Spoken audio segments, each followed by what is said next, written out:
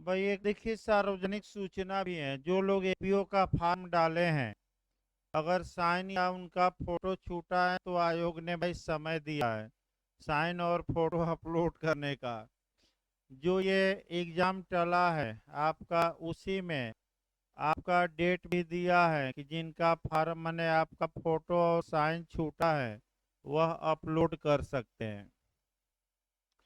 अब आइए आपका सीआरपीसी में आपका अब न्यायिक कार्यवाही शुरू होगी, यानी कि अब जो आपका पुलिस कार्यवाही समाप्त हो गई है। अब जो आपका सीआरपीसी में शुरुआत की जाएगी वह जुडिशियल प्रोसीडिंग होगी। देखिए फिर एक बार हम बता दें, अध्याय 13 में हमने सेक्शन 177 से लेकर 189 तक में आपका इंक्वायरी एंड ट्रायल का प्लेस बताया।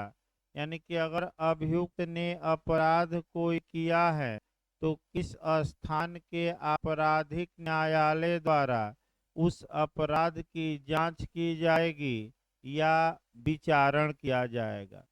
ये स्थान कहाँ से डिसाइड होगा? आपका 177 से लेकर 189 तक। इसमें तमाम आपका समस्या बताई गई। भारत से बाहर अपराध कोई किया है तो भी ज़्यादा पूछा जाता है। 188 सेक्शन भी याद रखना है। भारत से बाहर एविडेंस कलेक्ट करना है तो 189 हम बताए थे सीआरपीसी क्या जारी होगा, कमीशन। और 182 याद रखना है अच्छे से, पत्र या दूर संचार साधनों द्वारा अपराध। तो बताइए पत्र द्वारा अपराध में जांच विचारण कहाँ होगा? जहां से पत्र भेजा गया और जहां पत्र क्या हुआ, प्राप्त। सोशल मीडिया से अपराध करने पर तो जहां से अपलोड किया गया कोई अश्लील वीडियो अगर है और जहां जहां वह देखा गया, सभी न्यायालयों को क्या होगी, जांच और विचारण की अधिकारता। यात्रा या जल यात्रा 183 याद रखना है। 183 जहां से यात्रा प्रारंभ हुई, जहां से यात्रा गुजरी और जहां यात्रा क्या हुई, समाप्त। इन सभी न्यायालयों को जांच और विचारण की क्या होगी, अधिकारता। आइए अब जो हमें चल रहा है, पिछली बार एपीओ में आपका क्वेश्चन बना भी था। अब आपका शुद्ध रूप से आपका न्यायिक कार्यवाही शुरू होगी।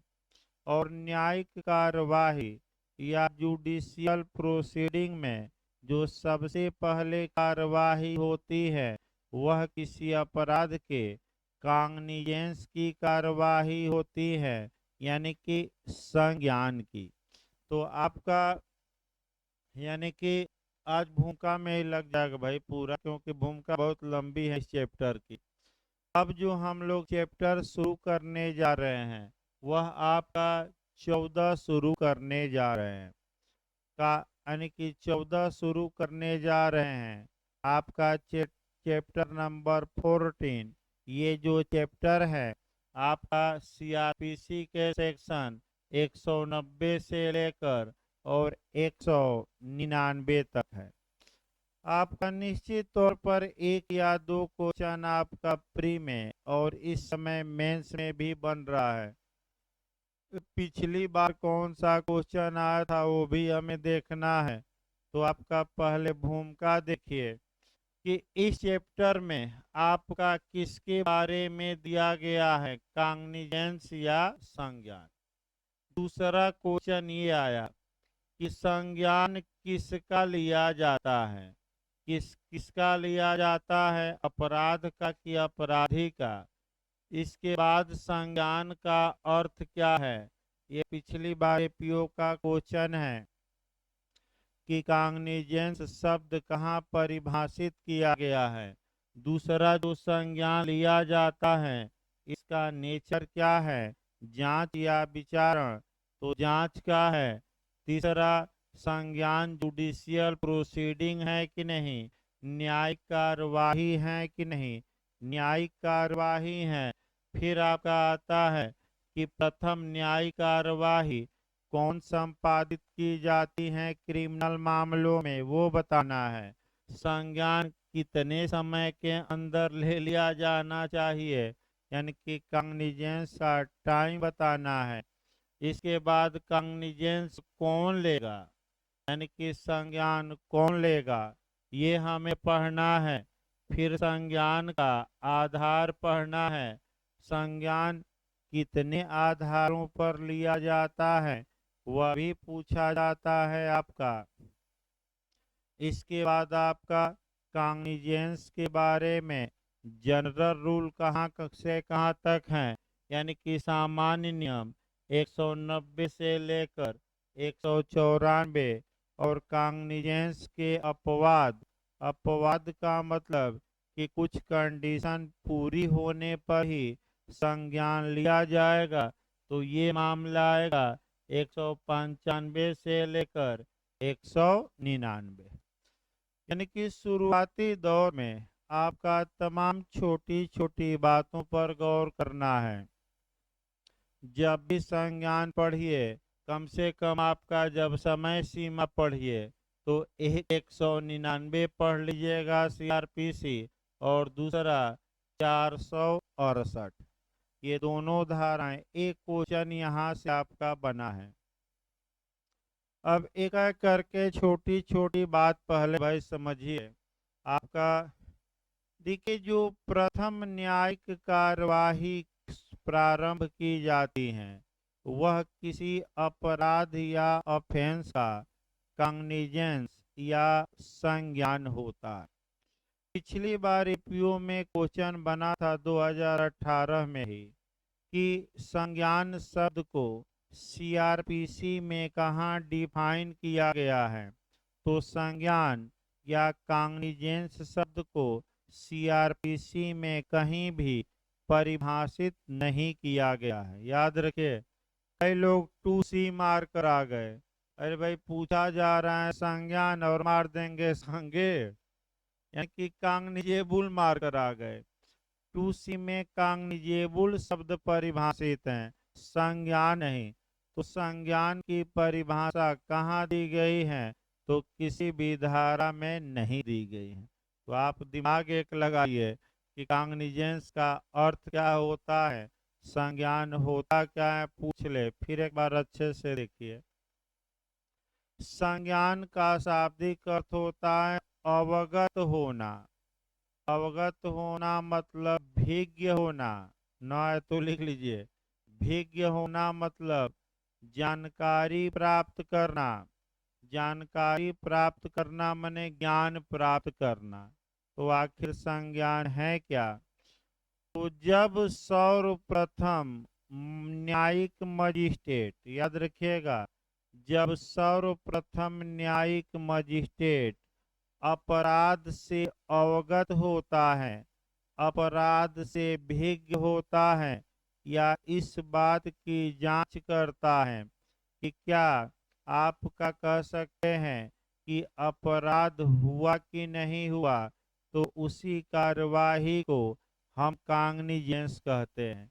यानी कि जब न्यायिक मजिस्ट्रेट सर्वप्रथम अपना दिमाग लगाता है, अपना मस्तिष्क का प्रयोग करता है अपराधी की ओर की अपराध की ओर, अपराध की ओर, और इस ओर दृष्टि डालता है कि क्या एविडेंस पर्याप्त है, माने एविडेंस कम से कम इतना है कि न्यायिक कार्यवाही को गति दी जा सके, तो कहा जाएगा कि मजिस्ट्रेट उस अपराध का संज्ञान लिया है, उस अपराध से अवगत हुआ है।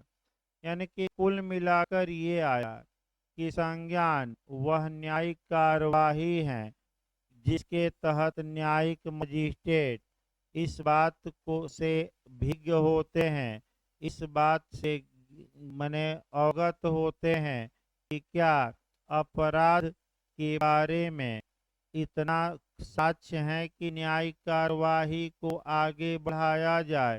तो ऐसी दशा में उस प्रक्रम को हम क्या कहते हैं, संज्ञान। यानी कि संज्ञान अब दूसरा आया, अपराध का लिया जाता है कि अपराधी का। तो संज्ञान अपराधी का न लेकर किसका लिया जाता है? अपराध का। तो अपराधी कौन है, इस बात को कहाँ डिसाइड किया जाएगा? विचारण में, ट्रायल में डिसाइड किया जाएगा, संज्ञान में नहीं। संज्ञान में बस ये देखना है कि क्या साक्ष्य इतना है कि न्यायिक कार्यवाही को शुरू किया जाए। अगर साक्ष्य है तो संज्ञान लिया जा सकेगा, और नहीं है तो वहीं से मामला क्या किया जा सकता है? बंद। अगला देखिए आपका भाई, एक एक क्रम से देखा जाए। इस संज्ञान का अर्थ अपना बताया गया। अब एक एक क्रम से चला जाए। जहाँ तक संज्ञान की बात है, आपका प्रथम न्यायिक कार्यवाही कौन संपादित की जाती है पूछ ले तो वह क्या मारेंगे आप? संज्ञान। संज्ञान का नेचर क्या है?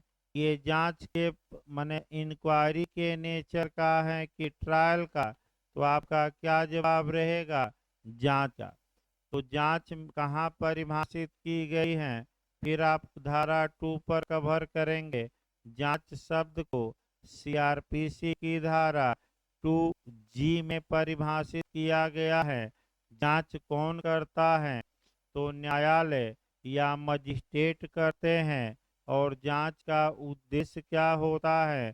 किसी घटना की वास्तविकता का पता लगाना।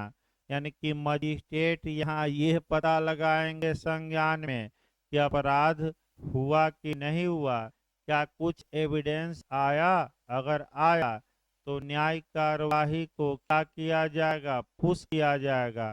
और नहीं आया तो मामला यही क्या होगा? डंप हो सकता है। अब आगे बढ़ा जाए। संज्ञान।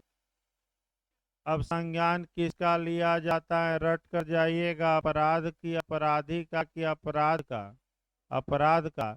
अपराधी कौन है, इस बात का निर्धारण किस प्रक्रम में होगा? विचारण।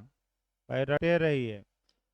अब अपराध का संज्ञान का नेचर क्या है? तो संज्ञान किस प्रकृति का होता है? जांच की विचारण, जांच। अब आइए, आपका संज्ञान के प्रथम न्यायिक कार्यवाही कौन संपादित की जाती है? संज्ञान। इसके बाद आपका कह सकते हैं कि संज्ञान का कितने आधार पहले बताया जाए, क्योंकि संज्ञान का आधार बताया जाए तब और बताया जाए। भाई देखिए, आपका पूछा जाता है कि कॉग्निजेंस कितने आधारों पर लिया जा सकता है। तो सतर्क रहिएगा, यहाँ से भी बहुत टेक्निकल क्वेश्चन इंटरव्यू में पूछा गया है। धारा 190 के क्लास 1 में आपका 3 आधार दिए गए हैं, ए, बी और सी। यानी कि फिर एक बार इसको देखिए।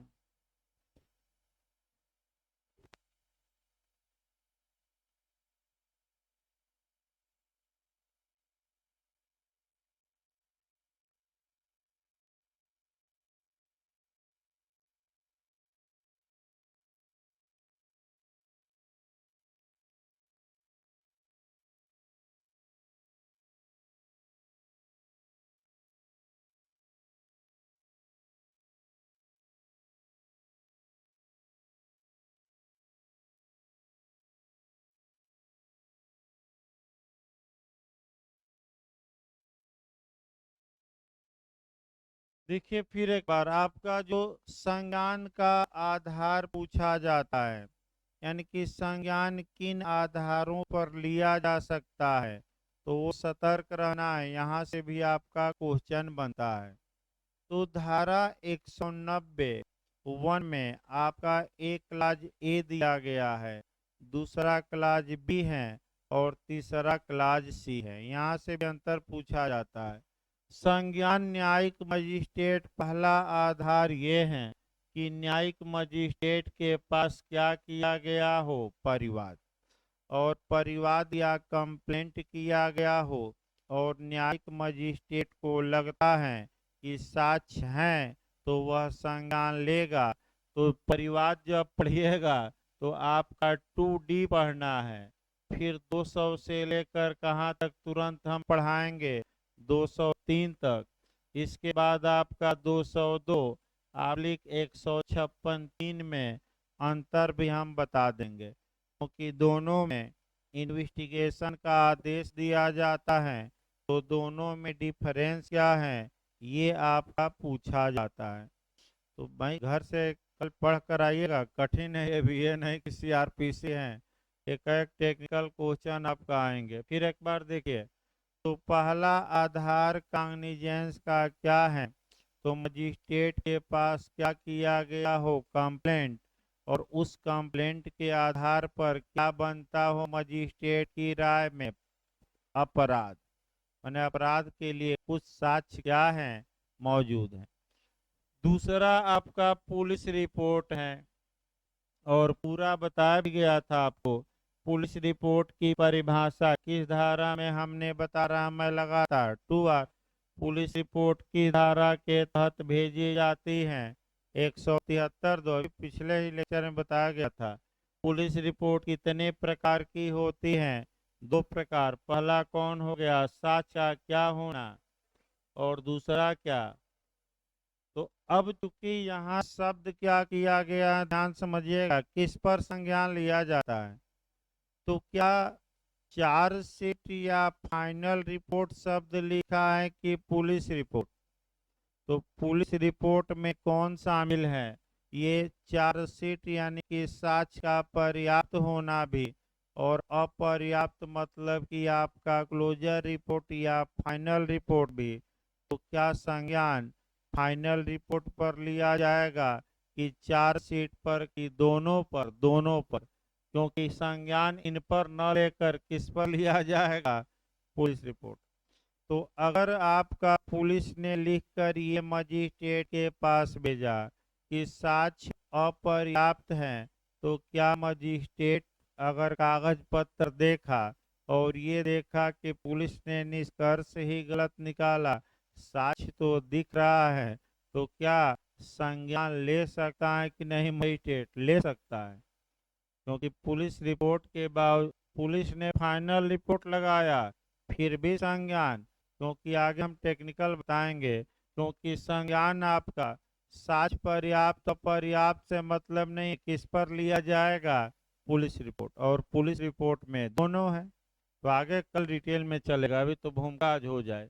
और तीसरा आधार आपका, ये भी आपका पूछा जाता है, संज्ञान लेने के बारे में एक रिजुडियरी प्रावधान करता है। रिजुडियरी प्रावधान का मतलब सामान्य प्रावधान। सामान्य प्रावधान मैंने सुबह ही खूब बताया गया। अवशेषी प्रावधान, अवशेषी मतलब अवशिष्ट प्रावधान, कहीं कोई व्यवस्था न हो तब वह सेक्शन क्या होता है, लागू। तो बताइए, एविडेंस में सुबह बताया गया था, अगर कहीं कोई बात सुसंगत या रेलेवेंट न हो तो वकील साहब कहाँ रेलेवेंट बना सकते हैं, 11। और प्ली ऑफ एलिबी की धारा में था 11 में। लार्स पैराडाइज कौन सी धारा बताई गई थी, 11। और विपरीतता का सिद्धांत 11। एक म्यान में दो तलवार नहीं रह सकती, और संभावनाओं की धारा 11 इत्यादि बताई गई थी। सेम उसी प्रकार से याद रखें। संज्ञान के बारे में जो 190(1)(c हम पढ़ेंगे, यह एक रिजुडियरी प्रावधान है। पूछा जा सकता है इंटरव्यू में, तो ज्यादा पूछा गया है, हो सकता है टेक्निकल क्वेश्चन प्री में आ जाए। इसका मतलब ये हुआ कि परिवाद को भी छोड़ दीजिए, पुलिस रिपोर्ट को मजिस्ट्रेट अपराध का संज्ञान ले सकता है सुमोटो। तो सुमोटो क्या हुआ, स्वयं के स्वप्रेरणा कहा जाता है। क्या पेपर में देखकर ले सकता है कि नहीं, टीवी में देखकर आपका ले सकता है कि नहीं, स्वयं घटना को देखा तो ले सकता है कि नहीं, ले सकता है, कोई इसमें समस्या नहीं। या किसी ने कंप्लेन की है। अब यहाँ जो आपका पूछा जाता है, कंप्लेंट और कंप्लेन में क्या अंतर है, ध्यान से रखिएगा। यानी कि परिवाद और शिकायत में क्या अंतर है, कंप्लेंट और कंप्लेन में क्या अंतर है। तो अगर मजिस्ट्रेट के समक्ष कंप्लेंट किया गया है यानी कि परिवाद किया गया है तो मजिस्ट्रेट 190(1) से गवर्न होगा और मजिस्ट्रेट के समक्ष परिवाद न करके केवल शिकायत की गई है तब कहाँ से गवर्न होगा 190(1) से। अब यही अंतर इंटरव्यू में पूछा गया कि कंप्लेंट और कंप्लेन में क्या अंतर है। तो कंप्लेंट पर अगर संज्ञान लेता है तो 190(1) में मामला जाएगा और कंप्लेन की गई है केवल शिकायत की गई है तो कहाँ मामला जाएगा 190(1) के किस क्लाज में, सी में। अब दोनों में कल 6 अंतर बताया जाएगा जो प्री और इंटरव्यू के लिए काफी महत्वपूर्ण रहेगा। आगे देखिए। अब संज्ञान एक आधार पर लिया जाएगा कि तीनों आधार पर एक साथ, एक बार में संज्ञान एक आधार पर कि तीनों आधार पर।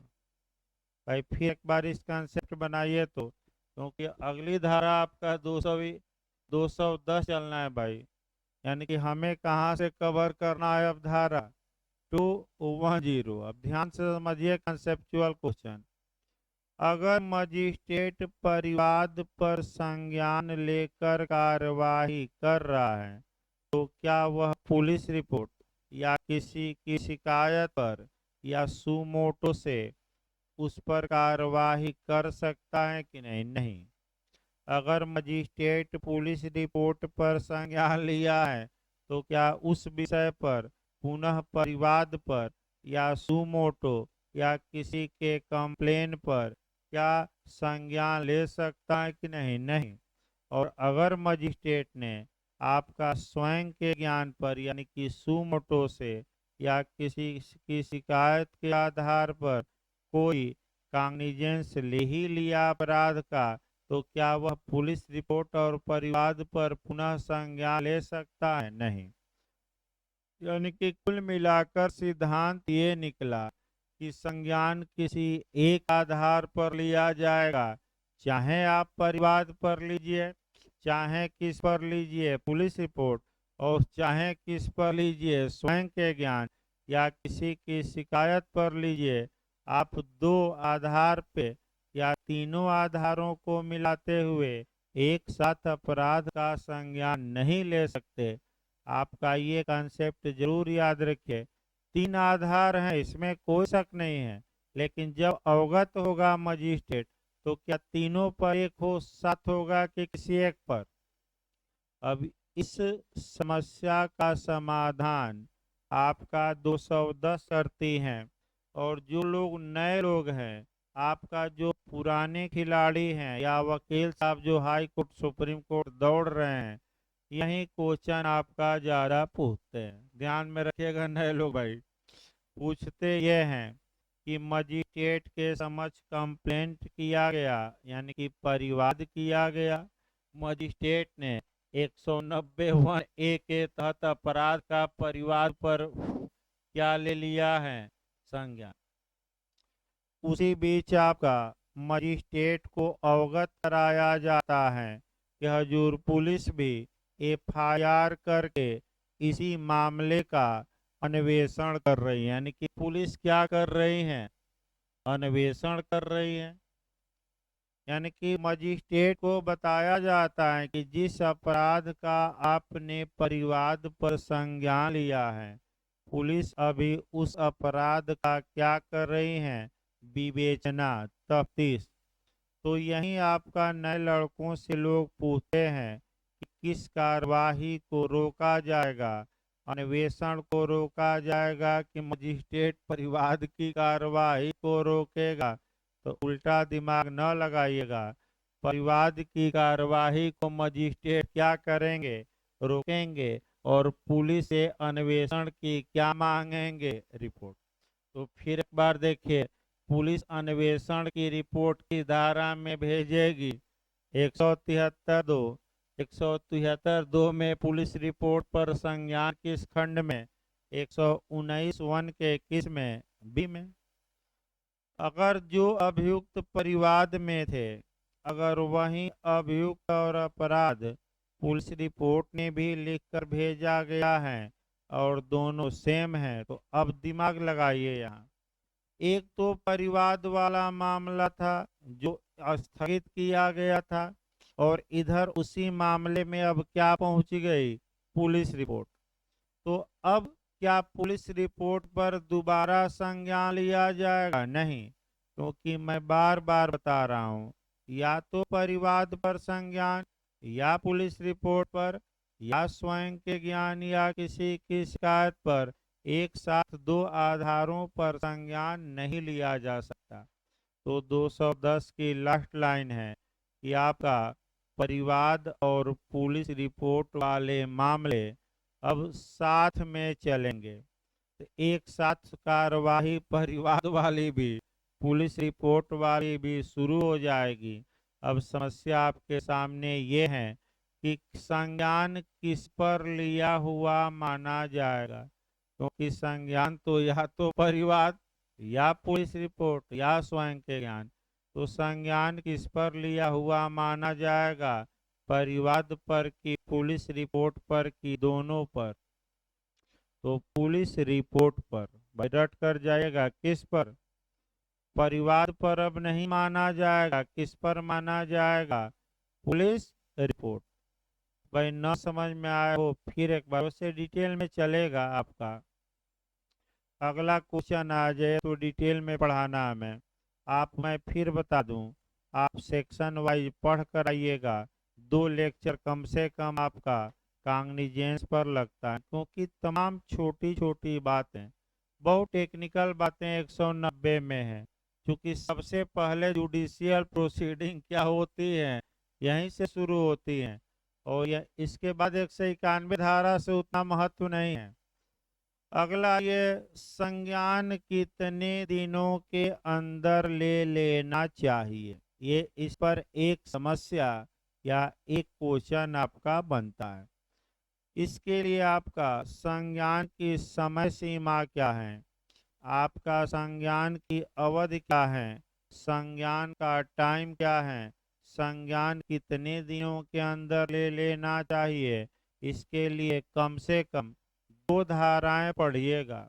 एक 468 468, और जो समस्या बनाया गया है वह आपका 199 का क्लास 2, 199 सीआरपीसी की 2 धाराएं पढ़िएगा। फिर एक बार हम बता रहे हैं, 468 देखिए अच्छे से भाई, आपका डिटेल में और बताया जाएगा बाद में, लेकिन भूमिका में एक बार देखिए। अभी भूमिका चल रही है, शुरू नहीं हुआ संज्ञान, शुरू आपका कल डिटेल में हो जाएगा। लेकिन भूमिका में ही प्रयास किया जाता है कि 90-80% क्वेश्चन आ जाए। अगर किसी अपराध में सजा केवल जुर्माना है, तो मजिस्ट्रेट कितने दिनों के अंदर संज्ञान ले ले? 6 माह। अब सुबह भी बताया गया आईपीसी में, शाम को भी बताया गया था। एक तो कम से कम उदाहरण बताइए जिसमें केवल जुर्माने का दंड है 290। आईपीसी की धारा कौन सुबह बताई गई थी? 290। और अधिकतम जुर्माने का दंड कितना बताया गया था? 200। तो बताइए 200 रुपया जुर्माना है, तो 290 में आने वाले अपराध आईपीसी में जो हैं उनका संज्ञान कितने महीने के अंदर ले लेना चाहिए? तो सीआरपीसी 468 बताती हैं कि केवल जुर्माने से दंडनीय अपराध हैं तो कितने माह के अंदर? 6 माह। अगर 1 वर्ष या उससे कम का दंड है किसी अपराध में, तो बताइए कितने वर्ष में संज्ञान? तो कोई उदाहरण बताइए जिसमें दंड 1 वर्ष या कम हो, तो 510। एक दो उदाहरण दीजिए। बताइए सीआईपीसी की धारा 510 पूछा जा रहा है, वही उदाहरण देखा जाए जो बार बार कंपटीशन में अटैक कर रहा है, झारखंड में आया भी था। आईपीसी में सबसे कम कारावास का दंड की धारा में 510। मत व्यक्ति द्वारा, यानी कि 2 बूंद वाले द्वारा, यानी कि नशे वाले व्यक्ति द्वारा लोक स्थान में डिस्टरबेंस पैदा किया जाता है, तो ऐसी दशा में कौन सी धारा अप्लाई होगी? 510। दंड की मात्रा याद रखिए, 24 घंटे का कारावास या 10 रुपया जुर्माना या दोनों। तो बताइए, दंड की मात्रा इस अपराध में 1 वर्ष या उससे कम की है कि नहीं है? 24 घंटा है। तो अगर किसी अपराध में दंड की मात्रा 1 साल हो या उससे क्या हो, कम हो, तो संज्ञान कितने आपका वर्ष के अंदर? 1 साल। कितने वर्ष के अंदर मजिस्ट्रेट 190 में संज्ञान ले ले? 1 साल। और अगर किसी अपराध में दंड 1 वर्ष से अधिक है किंतु कितने वर्ष तक है? 3 साल। तो संज्ञान का समय सीमा 3 साल। फिर एक बार समझिए, अगर किसी अपराध में जो सजा है वह 1 वर्ष से ऊपर का हो लेकिन कितने तक के बीच में हो? 3 साल तक। तो ऐसे मामलों में 190 के तहत कितने दिनों में संज्ञान ले लेना चाहिए? 3 साल। कितने दिनों में? अब यही समस्या आपका बना है, ध्यान में रखिएगा। मानहानि के अपराधों में संज्ञान की समय सीमा बताइए। ये क्वेश्चन आपका बना है। 6 माह, 1 साल, 3 साल, इनमें से कोई नहीं। अब ऐसे ना निकलिए, पहले मानहानि कहाँ परिभाषित है? डिफेमेशन 499, 500, 501, 502 में सजा है, बराबर की सजाएं हैं। आपका सादा कारावास 2 वर्ष तक या जुर्माना या दोनों। तो बताइए, अधिकतम सजा कारावास की कितनी है? 2 साल। अब इसमें सेट करेंगे कि अगर किसी अपराध में अधिकतम सजा 2 साल है तो क्या पहले में आएगा? केवल जुर्माने में नहीं। दूसरा कब खंड अप्लाई होगा? जब दंड की मात्रा 1 साल या उससे क्या थी, कम, और मानहानि में कितना दंड है? 2 साल। तीसरा में क्या है कि दंड की मात्रा 1 वर्ष से क्या हो लेकिन कितना तक के बीच में हो? 3 साल। तो मानहानि का मामला किस में आएगा? दंड 2 साल अब हो गया, अब डिसाइड कर लिए पहले में आएगा कि दूसरे में कि तीसरे में? तो तीसरे में आ जाएगा। तो संज्ञान की इसमें समय सीमा कितने साल? तो मानहानि के मामलों में संज्ञान की समय सीमा कितनी साल? 3 साल। और 2 मार दीजिएगा। अब अगला क्वेश्चन, आपराधिक दुर्विनियोग देखा जाए। 403 आईपीसी। आईपीसी की धारा 403 में आपराधिक दुर्विनियोग को परिभाषित किया गया है और आपका दंडनीय भी बनाया गया। तो फिर एक बार सजा की मात्रा बताइए, कितनी सजा है 403 में? 2 साल। तो फिर वहीं पूछा जाता है कि आपराधिक दुर्विनियोग के मामले में संज्ञान कितने समय के अंदर लिया जाना चाहिए? 3 साल। क्यों 3 साल? क्योंकि 2 साल की सजा है तो कहाँ से कहाँ के बीच में आएगी? 1 साल से अधिक किंतु कितने के बीच में? 3 साल। अब अगला क्वेश्चन जो बार काउंसिल ऑफ इंडिया में बना, एक अपराध में 3 वर्ष से अधिक की सजा है, संज्ञान की समय सीमा क्या होगी? तो कोई नहीं, कोई समय सीमा नहीं। यानी कि आपका कई सालों बाद भी संज्ञान लिया जा सकता है। तो जैसे ही दंड की मात्रा कितने से ऊपर भागे? 3 साल। और संज्ञान की समय सीमा पूछ ले तो आप क्या मारेंगे? इनमें से कोई नहीं, यानी कि कोई समय सीमा कानूनन निर्धारित नहीं। अगर पूछ ले दुराचार के मामले में संज्ञान की समय सीमा दे दे 2 साल, 3 साल, 5 साल, इनमें से कोई नहीं। दुराचार के मामले में दंड 3 साल से क्या है? ज्यादा। घर में चोरी के मामले में संज्ञान की समय सीमा, तो घर में चोरी कितना दंडित है? 3 साल की 7 साल। तो 7 साल में क्या कोई समय सीमा है? 10 साल बाद संज्ञान लिया जा सकता है कि नहीं? 15 साल बाद लिया जा सकता है, कोई दिक्कत नहीं है। एक और लास्ट में देखिए, लास्ट पॉइंट देखा जाए। देखिए आपका 199 में थोड़ा गौर करना है। अगर किसी व्यक्ति ने भारत के राष्ट्रपति की मानहानि की है, भारत की उपराष्ट्रपति की है, किसी मंत्री की है, राज्यपाल की है, या किसी लोक सेवक की है, जब वह ऑन ड्यूटी कार्य कर रहा था, तो ऐसी दशा में आपका पब्लिक प्रोसिक्यूटर यानी कि लोक अभियोजक परिवाद कर सकता है। उसमें थोड़ा सरकार की मंजूरी से करेगा, लिखित में परिवाद करेगा, उसमें थोड़ा समय पूछा जाता है अलग जाकर। तो बताइए कितनी माह के अंदर परिवाद कर देना है? 6 माह। फिर एक बार ध्यान से समझिए, अगर कुछ माननीयों की मानहानि की गई है तो लोक अभियोजक भी परिवाद किए करेगा। कहाँ करेगा? सत्र न्यायालय में। अपराध किए जाने के कितने दिन के अंदर? 6 माह। किसकी पूर्व मंजूरी से? ही सरकार की। तो यानी कि अपवाद एक है जरूर। अगर मामला आपका 199 में स्पेशली जाकर पूछे, फिर एक बार देखिए, अगर स्पेशली कहाँ पूछे?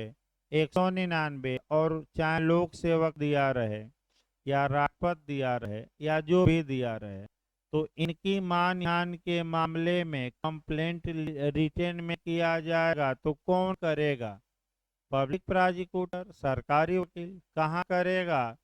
किस न्यायालय में? Court of session. अपराध किए जाने के कितने दिन के अंदर? 6 माह। कितने दिन के अंदर? तो आपका एक मामला डिफर जाएगा जो आगे बताया जाएगा। लास्ट देखिए, संज्ञान के बारे में जो नियम है 190 से 194 हम बताएंगे, और इसके अपवाद 195 से लेकर 199। तो जब भी मजिस्ट्रेट 190 में किसी अपराध का संज्ञान ले तो सबसे पहले उसे नज़र डालनी चाहिए 195 से लेकर कहाँ तक? 199।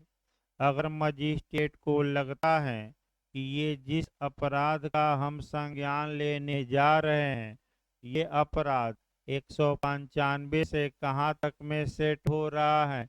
199। तो जब तक 195 से 199 तक की कंडीशन फुलफिल न हो, शर्तें पूरी न हो, तब तक 190 में संज्ञान लिया जाएगा कि नहीं? नहीं। तो आपका तमाम धाराएं हैं। सबसे महत्वपूर्ण धारा 197 है, और उस पर केस भी आया सुब्रमण्यम स्वामी का। पिछली बार आया था क्वेश्चन कि लोक सेवकों द्वारा किए गए अपराध के मामले में संज्ञान की मैंने कितना समय बताया गया अनुमति देने के लिए? सरकार 4 माह। आया था क्वेश्चन। 3 माह से 1 माह और एक्सटेंशन दिया जाएगा, तो अधिकतम समय कितना? 4 माह। भाई कल आपका शुरू किया जाएगा। अब डिटेल में कल शुरू होगा। थोड़ा जितना बताया गया है भाई दिमाग में बैठाए रहिए, क्योंकि तमाम ये सीआरपीसी हैं और आपका तमाम टेक्निकल क्वेश्चन आते हैं। प्रयास ये करिए भाई, अगर कंपटीशन फाइट करना है तो ये सब पढ़ना ही होगा, क्योंकि मेरिट हमेशा ऊंची जा रही है। वहीं अब सफल होगा जो 2-4 टेक्निकल क्वेश्चन जानता रहेगा। पढ़ने को तो सभी बेहद पढ़े हैं, इसमें थोड़े शक हैं भाई।